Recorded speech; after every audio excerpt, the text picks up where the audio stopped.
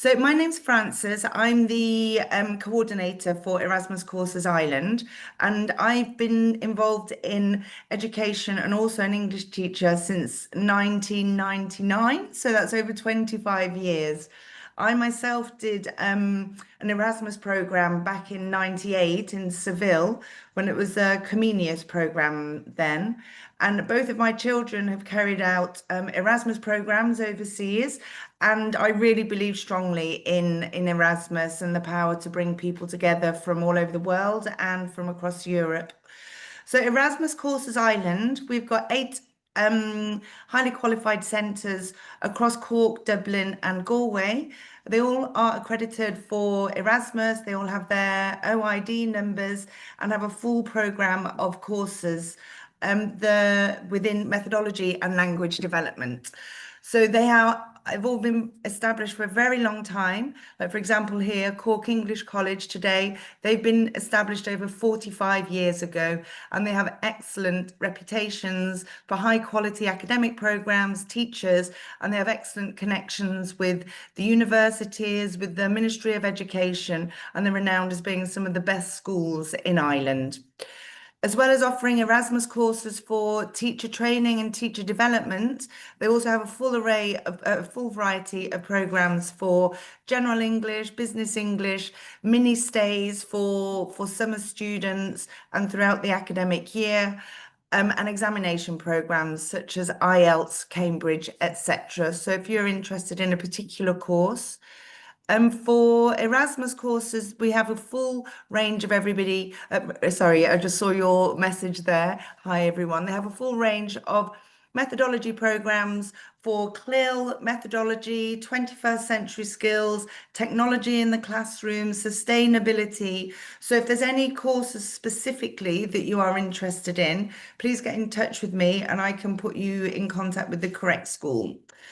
So I'm now going to pass you over to Deirdre Slevin, who's the academic manager at Cork English College. Cork English College was established over 45 years ago, and it's a family school. So this is a second generation, and I think the third generation may even be helping out on summer programs now. Mhm. So it's a wonderful school. My son actually worked there for a couple of years ago while he was studying in Cork. It's in the centre of Cork City, which is a wonderful city in the south of Ireland. And it's a great school dedicated to high quality programs, a great social program, and yeah, bringing everybody together for academic and cultural experiences. So I'm going to pass you over to Deirdre now. So thank you very much, everybody, for joining. Thank you. Thank you very much, Frances. And I'm just going to share my screen here very briefly with you and get things rolling. And while I'm doing that, I just like to say that I was born in Dublin, but I've been accepted here into Cork English College, and I choose, to live in Cork. So I'm just going to check that you can see the screen here, and I'm just going to actually pause that for a second because I would like to, reshare, if I may. So just bear with me for one more moment. And once I get this rolling, then we'll be flying. Okay, so can I check that everybody can see my screen okay? Maybe Frances, if I could have some audio feedback from you. I can't see your screen. I can just see your lovely face still. Whereas Ah, in the okay. trial before, it was fine. Yeah, this is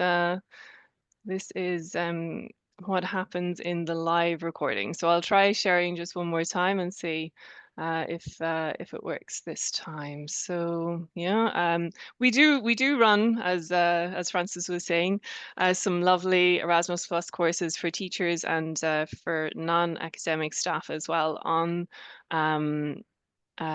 technology in the classroom, and we always try to have a backup plan. And I know that Francis, you do have my um, you We do can have my see something slide there, deck, but that yeah. is, yeah, there we go. Perfect. Okay, fantastic. Good. Okay, so we're off.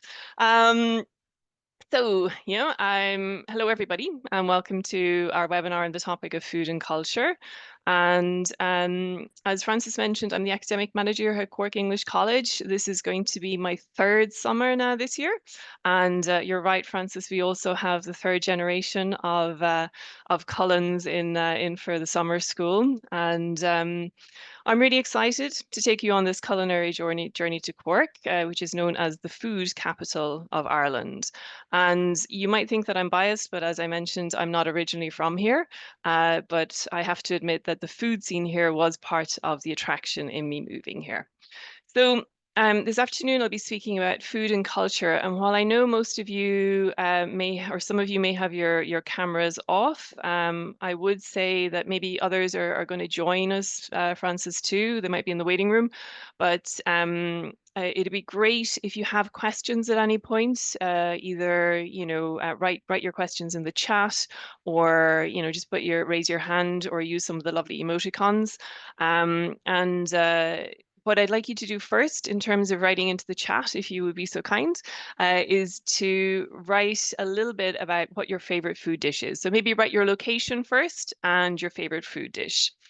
And if you have time, I'd also love it if you could scan in the QR code in front of you, and also just type in some of your favorite dishes. And then I can show you how you can use this in the classroom as well a little bit later, because I think, from a couple of faces that I recognize, we have a couple of teachers on board, which is great. So this is like a typical warm up to, kind of an online session that we might have in any given course here. And I I love the Estonia fish and chips. That's fantastic. Yeah. We also have fish and chips here as well, of course. But we'll go into detail, Cornelia, on the particular batter that makes Cork fish and chips maybe so special. Um, so while you're doing that, I'd just like to say that I'll be talking first a little bit about Cork and what makes Cork special in terms of food culture. As I said, it is the food capital of Ireland, and while you're doing that as well, I'll also kind of look at some of the parallels between. We have a world-renowned cookery school here, which is also going into its third generation of as a family-run business, sort of attracting international students from all over the world, a little bit like ourselves.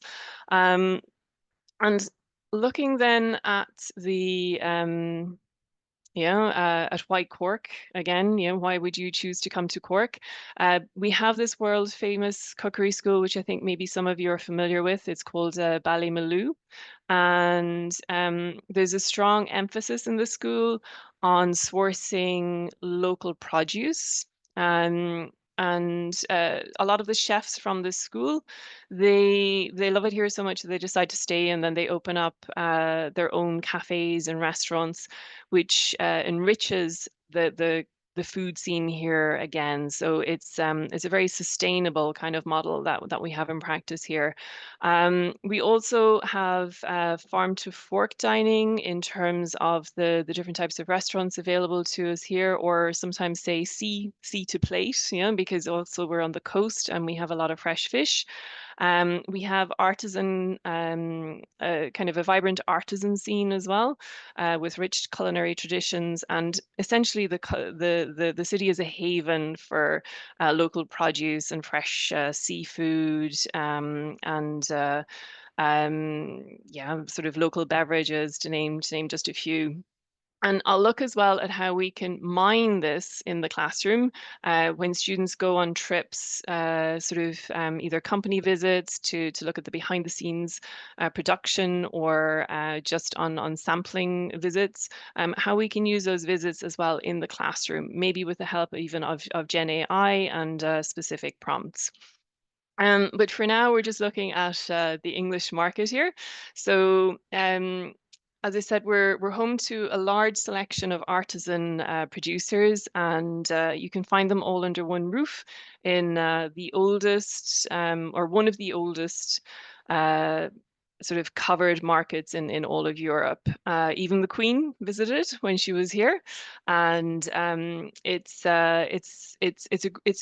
within walking distance here in the city, and it's one of the stops on our local orientation walking tour when students visit us first, because of course students come here for the full immersion experience, and we like to help them in orientating them in their first day here. We also have festivals like Cork on a Fork, and this celebrates the city's culinary excellence. There are lots of events like demonstrations, like food demonstrations. We also incorporate that a little bit into some of the activities that we run, and I'm sure it's possibly similar in schools where you work. So we have on Pancake Tuesday, which is the Tuesday before the beginning of Lent.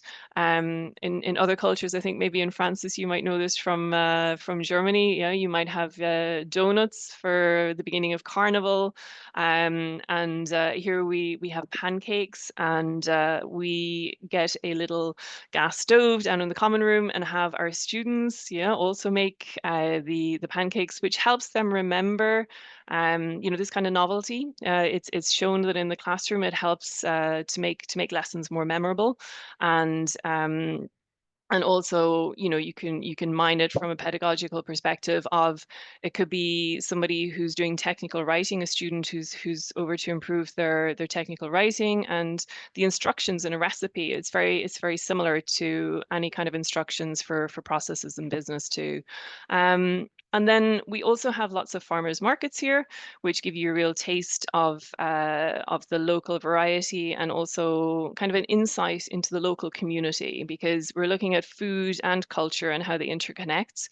And I think they're very much sort of embedded or intertwined, and that's something that we're going to speak about, yeah, over the course of the webinar today. So.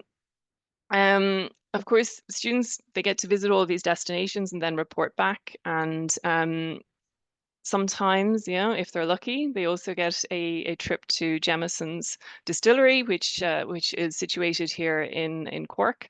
So we're looking at craft beer and spirits. We have, I think, Guinness is known worldwide, and here in Cork we have our own version of our own stouts. One called Murphy's and the other Beamish.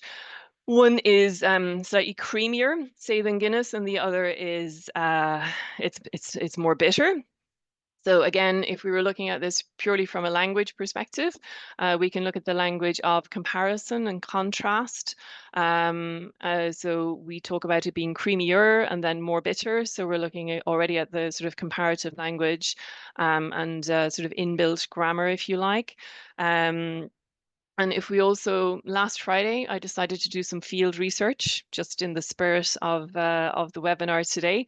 And this is Blarney, a local artisan beer from just down the road, and also a locally brewed gin. The gin, I believe, is brewed in Jameson Distillery. So the distillery, it's well worth a visit for our students.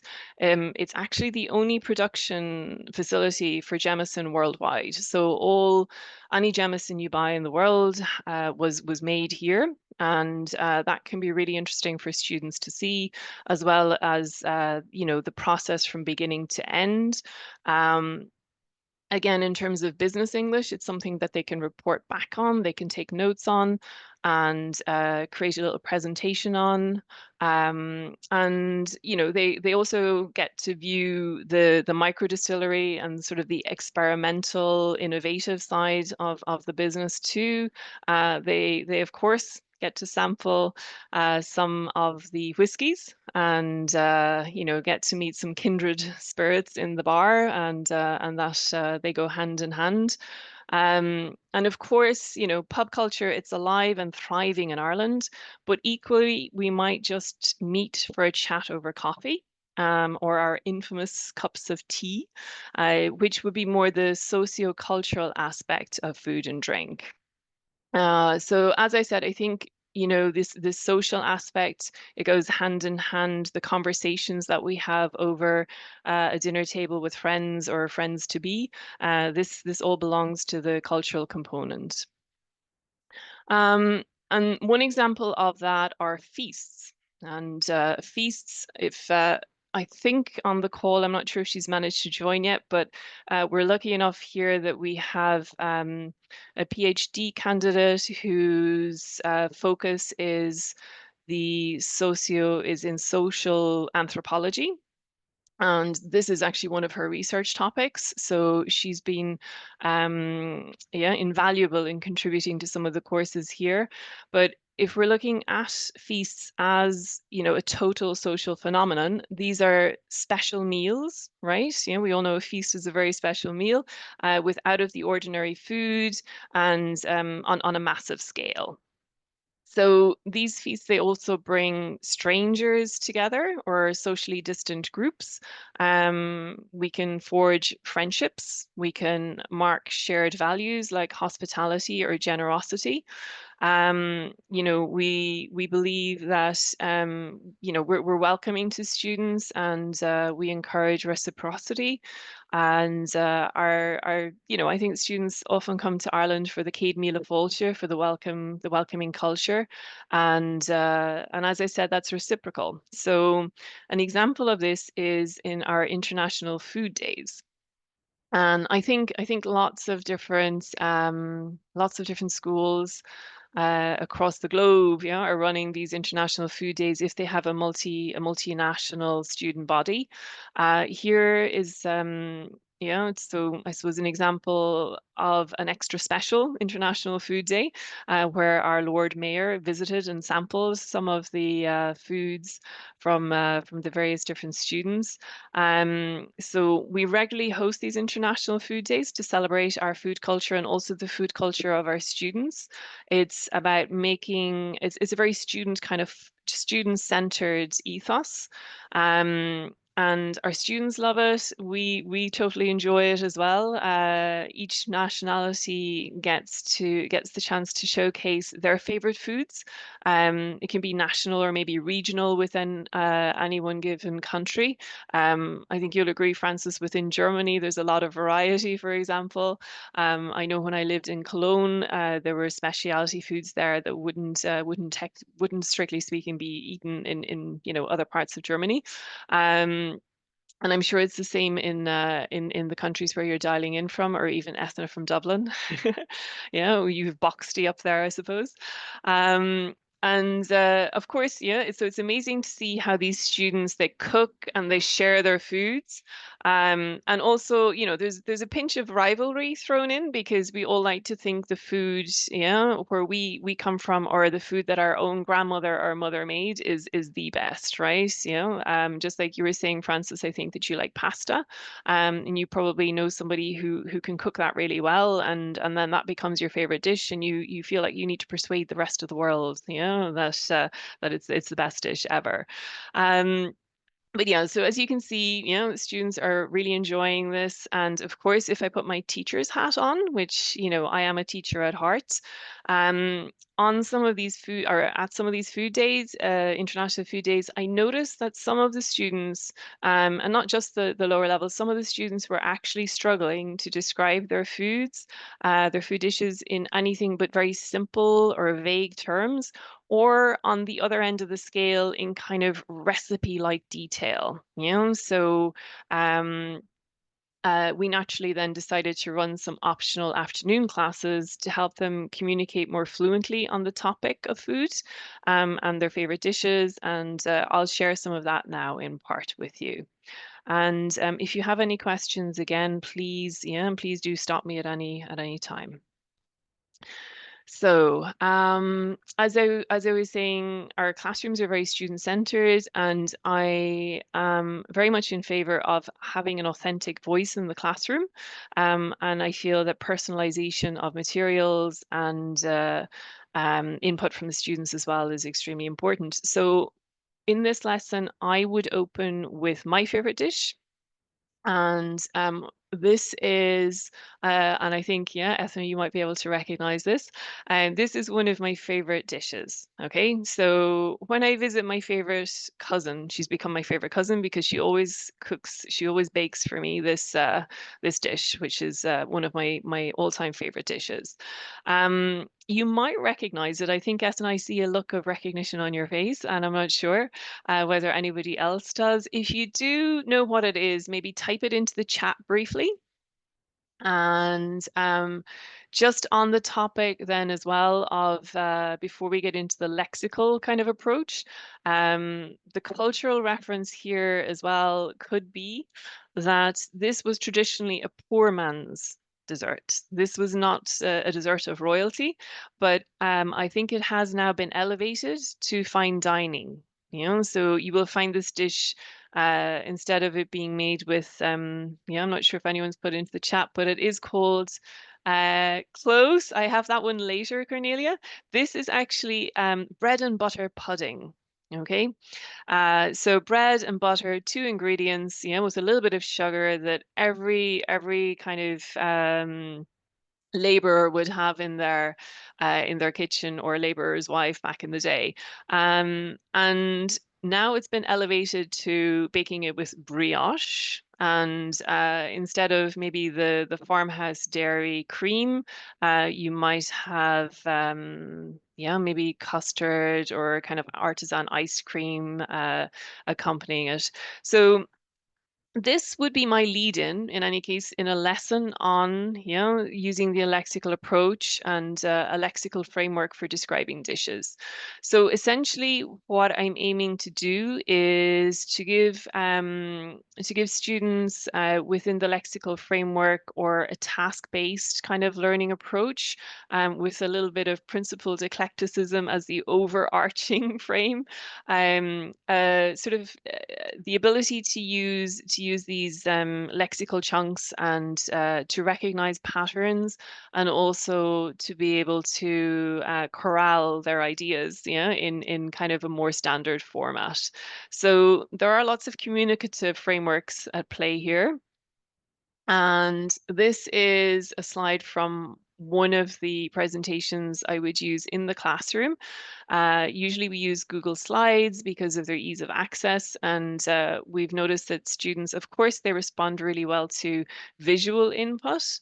And if we're looking at food, you know, which I'll come to later, of course, it's multisensorial. But for now, we're not looking to smell the bread and butter pudding, but at least we can see it, and that helps to activate the schemata around food. Right? These are classic kind of conditions for lowering the students' affective barrier in class and engaging with the material, which is half the battle. So this is my framework for describing dishes. And if I were in a classroom situation, I would elicit the filler words for the students from the students, but I know there aren't too many of you here, so I won't impose that upon you. I'll show you briefly the solution to this. But before I do, each of these filler words can be used with cohyponyms.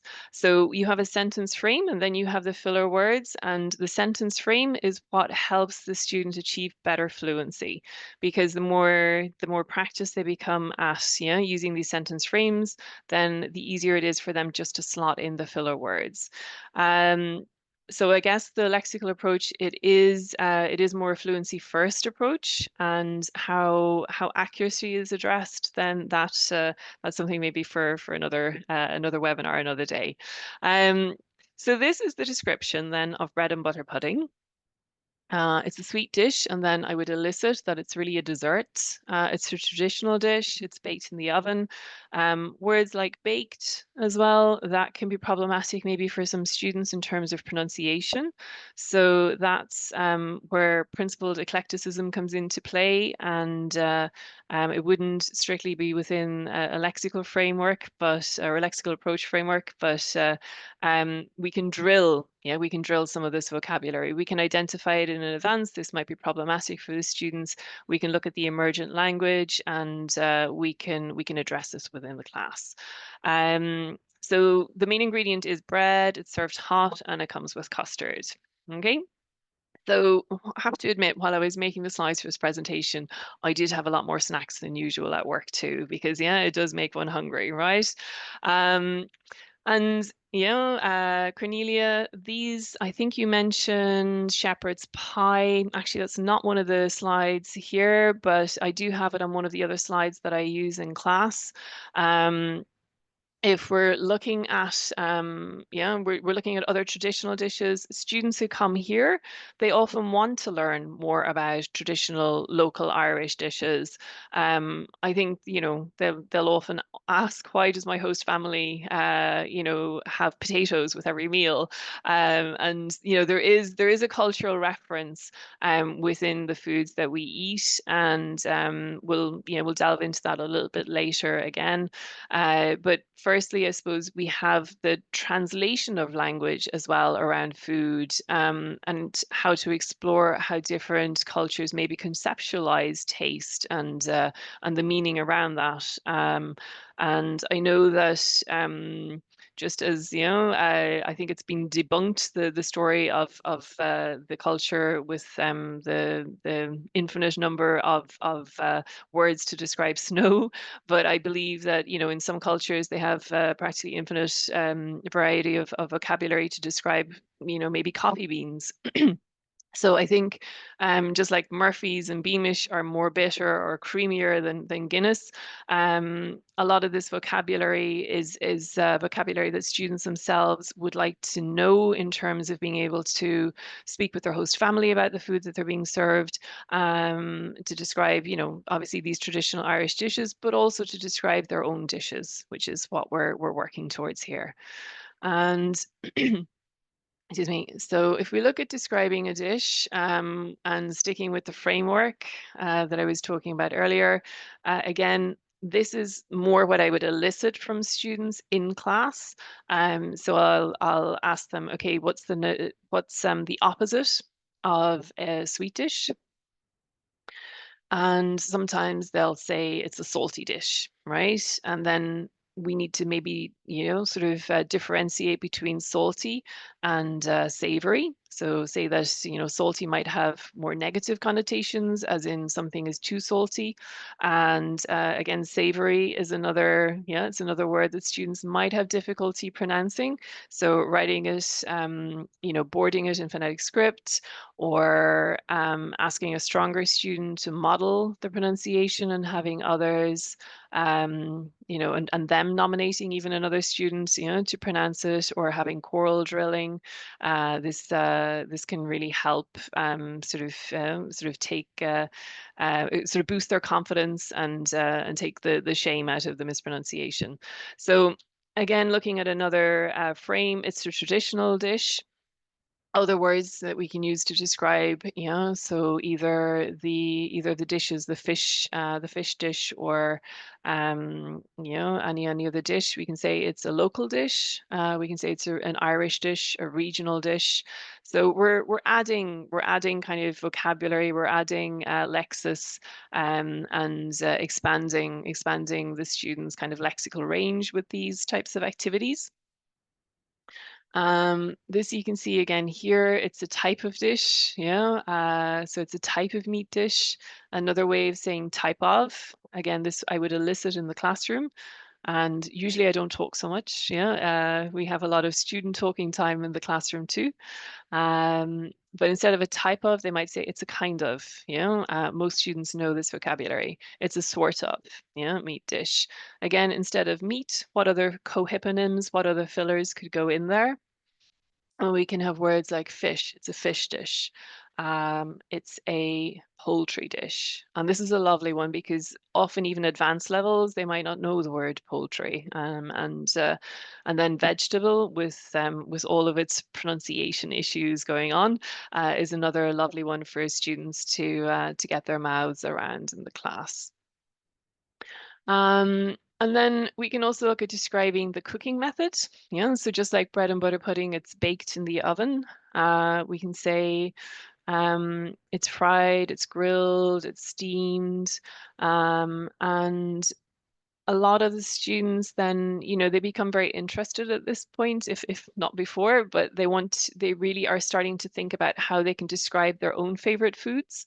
So they'll want, they'll be asking for vocabulary. They'll be describing or circumlocuting, describing the method of cooking and asking me to say, to tell them what that is, or else looking that vocabulary up. So they are really engaged right throughout these lessons. Now, where this is leading to, of course, is the students describing their favorite dishes to their partners.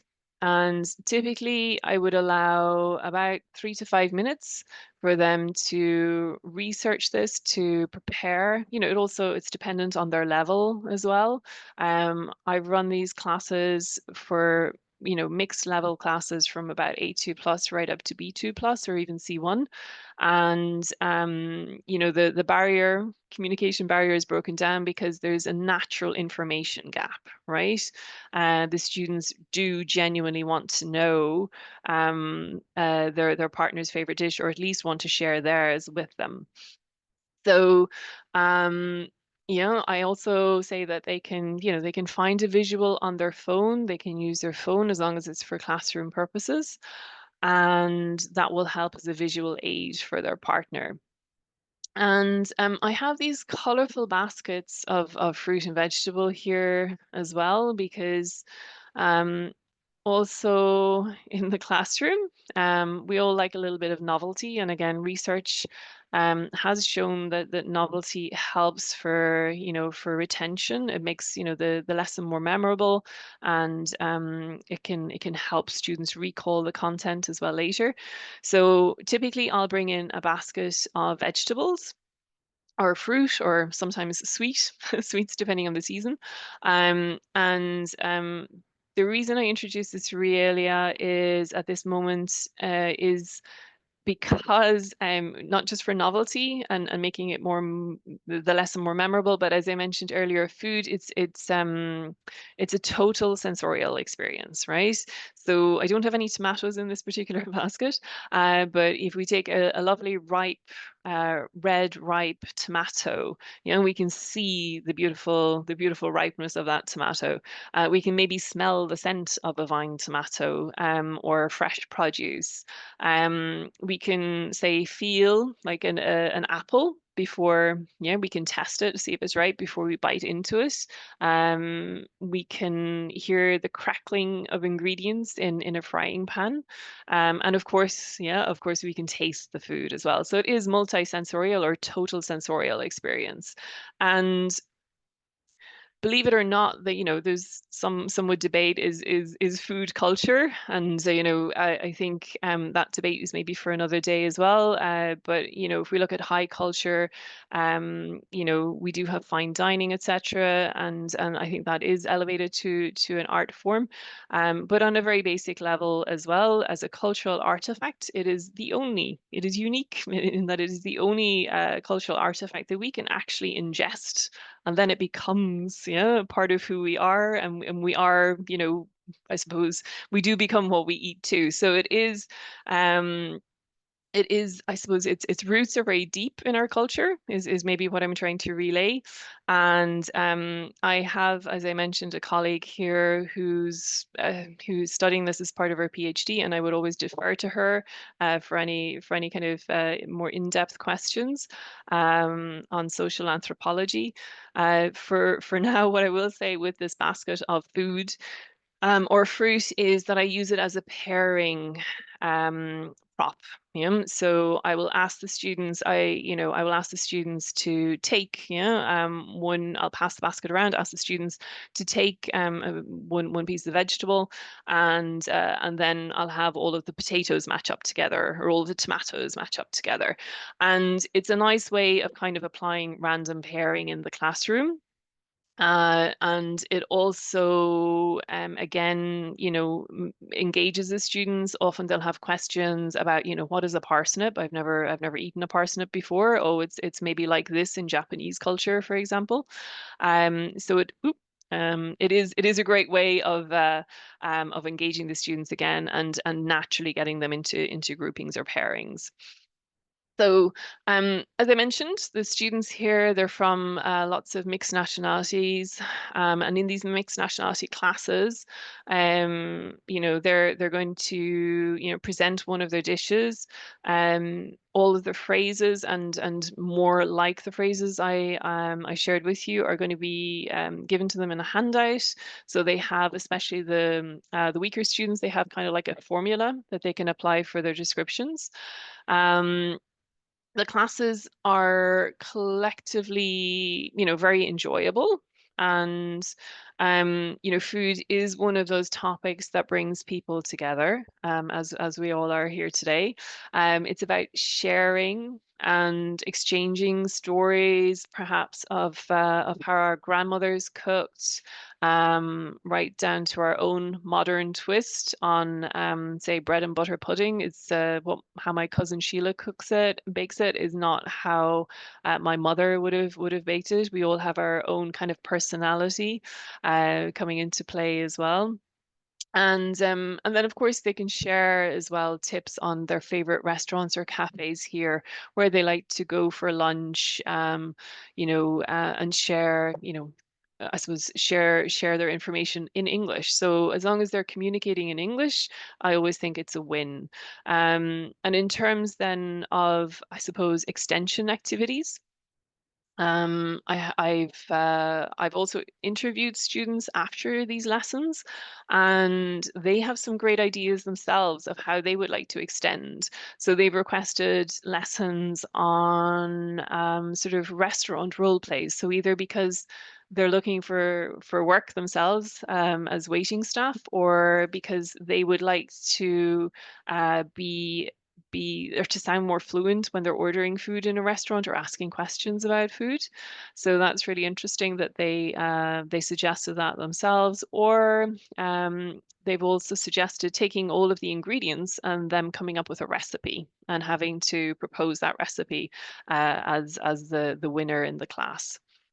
So with the favorite dishes at the moment, what they do is they present to one another, and then it's kind of like a pyramid, sort of pair and then group and share, and to nominate sort of the collective favorite. And again, there's a bit of competition involved. Everybody wants their own nationality to be represented in the top scoring board, and yeah, it's a lot of fun. So in terms of current culture, because I know this is a lot about food, but in terms of current culture, we also touch on topics such as sustainability. We're talking about farm to fork, or from the seed to the plate. We're looking at the local regional variations on typical produce. Inclusion or exclusion, who gets invited to the party, and some kind of post-colonial references can come up there as well. It is can become socio-political too in topic, and I think everything is out on the table, and it can lead to quite fruitful discussions. Um, and looking then as well briefly as food as a cultural code, we have the symbolic language of everybody coming to the table. Who gets to sit at the head of the table? Who do we break bread with? These are all expressions that have come into kind of common parlance. And we can also look at the rich oral traditions passing from generation to generation, because that famous culinary school that drew on recipes that were only passed orally from generation to generation. It was the first generation then where they were actually written into cookbooks. Um, so yeah, I would say I don't know how we're doing on time. I think we're possibly just running out of time. So it is now over to you, which is good timing. And I can't we're not going to force anybody into a breakout room, and we're a small group anyhow. But it'd be great if you happened already just to add some information about your favorite dishes here using the code. And I have some more information here. I don't know, Francis, if I can finish off in about with just two more slides. Yeah, that's fine. Yeah. Okay. Great. this is sort of an overview of the relevance of language to culture and intercultural communication. So as I mentioned, we're cultivating intercultural awareness and sensitivity right throughout. And we're touching on topics like food ethics, sustainability, and even activism, how our food interests intersect with kind of ethical choices, environmental awareness, and social justice. So, we're going from the very kind of sort of micro to macro topics here. And we also, in the classroom, to bring it, to zoom it back in, we have a Padlet here where students, I would ask them to upload an image of their favorite food and also the location that it's associated with. And from there, then we can kind of have a sort of a culinary map of the world, which I think is lovely and visual and interesting for everybody in the online classroom as well. So just to finish on a sweet note, the image here is a wrapper on one of our bars of chocolate, which I'm going to sample shortly. And before I switch over to you and your favorite dishes, I'd just like to finish by saying that I hope I've given you a flavor of Cork, and it'd be lovely if you could get in touch if you wanted to visit someday. So I think I'll just stop the sharing for now, and maybe have a look to see whether anybody has managed to access. Oh yeah, lovely. Okay, so maybe I can just I can view this and share my screen just one last time briefly, if that's okay, Francis. I don't know if it's in the okay, so I'll share actually just maybe even a selection of this just to see from just a few people in the call today how many different types of favorite foods we have to select from. And I think I spot already one of yours, Francis, because pasta is definitely in there. Okay, I'll tell you what actually what I'll do instead is I'll save it. I'll save it as a JPEG and we can forward it onto the participants. Would that be better? Because I know we are running out of time. Yeah. Yeah, okay. So thank you very much. That was really, really helpful. Thank you, Deirdre. No, it's great that it is something that we all eat, and I speak various languages, and people say it's like if you don't understand the language, just eat and laugh. If you're invited somewhere, just eat food and laugh, that it does bring people together. So, Deirdre, that was really helpful. Can I ask, when you did the little survey there with the QR code and the Hmm. Padlet, could you just put in the chat what the software was, or you send it to me so I can pass it on to the Sure. participants? Because a Yeah, lot of people now are very interested with technology in the classroom, and mm-hmm. it's a good way of the old way was, of realia and things, but now to get younger students more engaged, if there is things that teachers could be using, that could be very helpful. Yeah, I've just popped it in the chat there. It's called Mentimeter. And in terms of other kind of technology that we can use around some of what I was saying there earlier, if students go on, say, a company visit or just a visit to Jamison's, we can always we can upload a little video into ChatGPT or another Gen AI tool, and we can ask them nearly to create a class for us as teachers. Obviously, it needs to be checked, but by writing the right prompts, we can actually create a lot of personalized material in the classroom too. So I'm a big fan of that as well. Great. If you could Mhm. email me those, then I Mhm. can email it to the participants and to people that weren't able to join also today. Okay, perfect. Sounds good. Okay. Thank you very much. Does anybody have any questions? No. Yeah. Okay. Well, have a Okay. lovely supper, everybody. Yeah, getting hungry. Yes. So Yeah. I'm having chicken and chips, another great classic. Oh, lovely, lovely. Save the pasta for another day. Lovely. Yes. Yeah, okay. Thank you very much. Yeah. Okay. Thank you very much, everybody. Thank Okay. you. Bye, Goodbye. bye-bye. Bye.